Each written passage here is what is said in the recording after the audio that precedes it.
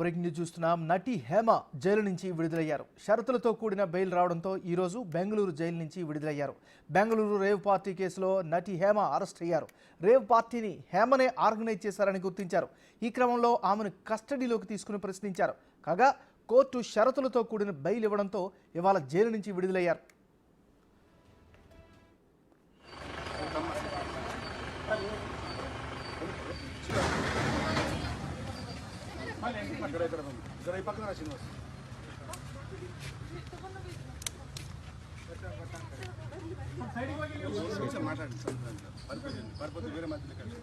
వీళ్ళకి చెప్పాల్సిన అవసరమే మనకి అంతే. మనం బ్రేకింగ్ న్యూస్ చూస్తున్నాం. నటి హేమ జైలు నుంచి విడుదలయ్యారు. షరతులతో కూడిన బెయిల్ రావడంతో ఈరోజు బెంగళూరు జైలు నుంచి విడుదలయ్యారు. బెంగళూరు రేవ్ పార్టీ కేసులో నటి హేమ అరెస్ట్ అయ్యారు. రేవ్ పార్టీని హేమనే ఆర్గనైజ్ చేస్తారని గుర్తించారు. ఇక ఇదే అంశానికి సంబంధించి మన తాజా సమాచారాన్ని మా రిపోర్టర్ రానా అందిస్తారు. రానా, చెప్పండి.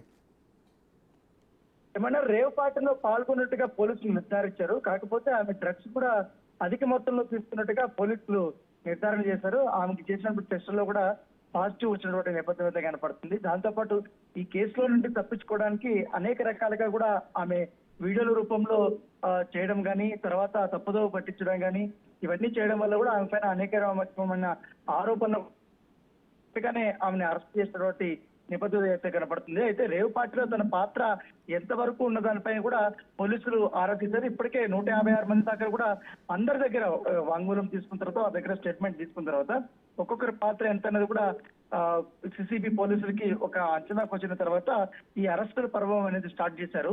అయితే ఎక్కువ మంది ఈ రేవ్ పార్టీ గురించి కానీ, అలాగే అక్కడ జరిగినటువంటి డ్రగ్స్ సంబంధించిన పార్టీ పైన హేమ మీద ఎక్కువ మంది స్టేట్మెంట్ ఇచ్చినట్టుగా సమాచారం అవుతుంది. దాన్ని దృష్టిలో పెట్టుకుని హేమాను కూడా అరెస్ట్ చేశారు. అరెస్ట్ చేసిన తర్వాత 14 రోజుల పాటు కూడా ఆమె రిమాండ్ కూడా వెళ్ళారు.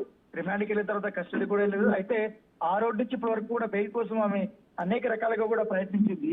అందుకోసమే బెయిల్ లో కూడా చాలా క్లియర్ గా కూడా బెయిల్ పిటిషన్ లో చాలా క్లియర్ గా అయినటువంటి అంశాలు ప్రస్తావించారు. ముఖ్యంగా హేమకు సంబంధించిన లాయరు హేమ ఇప్పటి వరకు ఆమెకి టెస్టులు కూడా చేయలేదు. అరెస్ట్ చేసిన రోజు టెస్టులు చేశారు.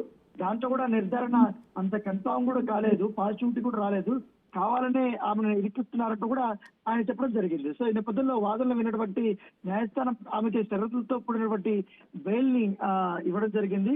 సో ఈ నేపథ్యంలో బెయిల్ వచ్చిన తర్వాత ఆమె నిన్న రాత్రి రిలీజ్ అయ్యారు. రిలీజ్ అయినప్పటి నుంచి హైదరాబాద్ కు వచ్చిన తర్వాత ఆమె ఎక్కడ ఎవరిని కూడా కలవటం లేదు. ఆమె ఫోన్ కూడా స్విచ్ ఆఫ్ చేసి పెట్టుకున్నారు. ఖచ్చితంగా కూడా న్యాయపరంగా నేను పోరాడతాననేది కూడా తన సన్నిహితుల వద్ద ఆమె చెప్తున్నట్టుగా తెలుస్తుంది. కొంతమంది సిసిబి అధికారులు కావాలని నా పైన తప్పుడు కేసులు పెట్టారంటూ కూడా ఆమె ఇప్పటికి కూడా వాదిస్తూనే ఉంది. కాకపోతే ఆ రోజు వీడియోలు రిలీజ్, ఎందుకంటే ఆ పార్టీలో పాల్గొన్నా కూడా పాల్గొనలేదు అంటూ కూడా ఆమె వీడియో రిలీజ్ చేసిన నేపథ్యంలో దానిపైన కూడా ఆమె స్పందించారు. సో ఆ రోజు నా పైన విపరీతమైనటువంటి పదార్థాలు వచ్చే రూపంలోనే నా పైన నెగిటివిటీ స్ప్రెడ్ అయిపోయిన నేపథ్యంలో నేను ఆ రకంగా వీడియోలు చేయాల్సి వస్తున్నట్టు కూడా ఆమె చెప్పినట్టు మన సమాచారం ఉంది. సో ఎట్టకేలకు ఆమెకి ఈ కేసులో నుండి బెయిల్ రావడంతో కొంచెం రిలీఫ్ వచ్చింది. ఇక మీద నుంచి కూడా పూర్తిగా నేను కోర్టులోనే తేల్చుకుంటానంటూ కూడా ఆమె చెప్తున్న పరిస్థితి కనపడుతుంది. మన థ్యాంక్ యూ రానా.